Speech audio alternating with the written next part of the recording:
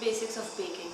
So while baking a cake, I just realized that I needed to give some more information about how to make a cake. There are some tips for baking, or else if you try the cake without using those, like without implementing those tips, then the cake won't turn out that good. So I just thought I'll make a video and share it with you guys for that. So the first tip I want to say is that you have to use the correct equipments. Like if the recipe calls for a cup of maida or flour, so you should put in a cup only. Or if it says half a cup of butter, so you have to put half a cup of butter only. You do not need to change the measurements for baking, because if you change the ingredients, the things won't turn out that good. Either your cake will be too hard, or like it won't be too spongy, or it won't be chewable. It has happened with me many of times, and if you increase the sugar, something else is going to happen. So better you go with the measurements which are given for what the recipe calls out. The second tip is that you always have to sift the flour or maida. So basically for baking, you first either sift the dry ingredients together, or either you're going to mix the wet ingredients together. Either ways you do any of those. But while sifting, you always have to, because you always have to sift the dry ingredients into the wet ingredients and then mix it. So and that also has to be done into like 2 or 3 batches. So you add some little ingredients into the wet ingredients first, and then mix it, and then later on you add the other batch of maida and whatever the dry ingredients your recipe calls out for. So if you do in this way, all the ingredients with the wet ingredients, they'll get mixed up nicely. So for the sifting purpose, you always have to use a sift which has smaller holes, like this one. I use this one. So this is a sift with small holes, not with the larger holes, because what happens with the larger holes, your sifting your dry ingredients won't get that much air filled into it, and if the air doesn't go into your dry ingredients, the cake won't rise or it won't become spongy. The third thing is that always use this spatula, this kind of silicone spatula. So while you just scrape out the bottom of the pan while putting it into your baking tray. So at that time, you can just scrape out very nicely, and you don't have any residue or something left behind on your the container in which you're scraping out everything. So I use this one. So third, the next point is that you always have to first make your baking tin ready. So either you can do that with the parchment paper, or either you can just put in some flour on each of the side, and then your baking tin will be ready.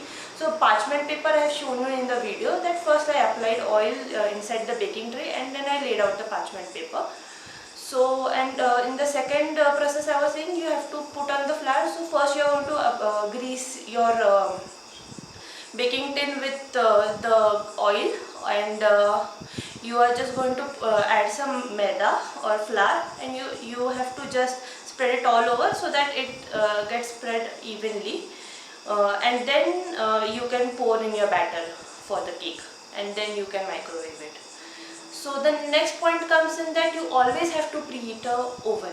So by preheating a oven, you can either do it in the convection mode or in the microwave mode, but I always use a convection mode, and I preheat it about 10 minutes, and then I put in my cake, like my batter, into the oven for heating. So either if you don't have a microwave, so you have to use like you can use a kadhai or a pressure cooker, whatever is that. I have never tried out in a kadhai or a cooker, so I cannot give more details on that. So Convection, if you are putting it in a convection mode, be sure that your cake will take a little longer to cook, because convection mode is like it heats up the microwave evenly, and then the cake starts baking inside it. So it might take a little more time than a microwave mode. Then the next tip is that you know you can use this one. I have bought this hand mixer for making ganache or beating up the cream, for that stuff. So it is not a basic requirement, like if you are making cakes in those things, in a ganache, or you need some whipping cream on your cake, so for that purpose this can be used. This is like for, I've bought it about 2 years ago, and it was for 1,000 rupees, 1,000 something, 1,500. So this I'm using. This is from Bajaj.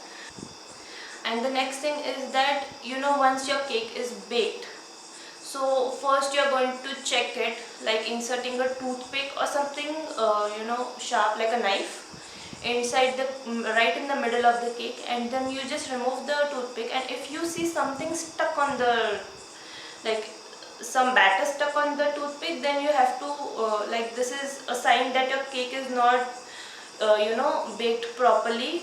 Put it for more time into your oven, and if it comes out clearly clean, then at that time you should understand your cake is perfectly baked, and then you have to let it cool for some time. Once your cake is baked and you just go in a rush and you will just remove the parchment paper, or you just unmold it, the cake is going to stick at the bottom. So I suggest that let it cool down for at least half an hour to 45 minutes, like it is really cooled, and then you go to unmold it. It will unmold it, like it will come out very perfectly. This is the whisking thing I use to whisk most of the times. This is really helpful. I have a smaller version also of this, because this becomes too big, and I do not usually bake that big cakes. So a smaller thing, I have bought it in steel. You preferably try to bring it in steel, because the wooden ones they tend to break.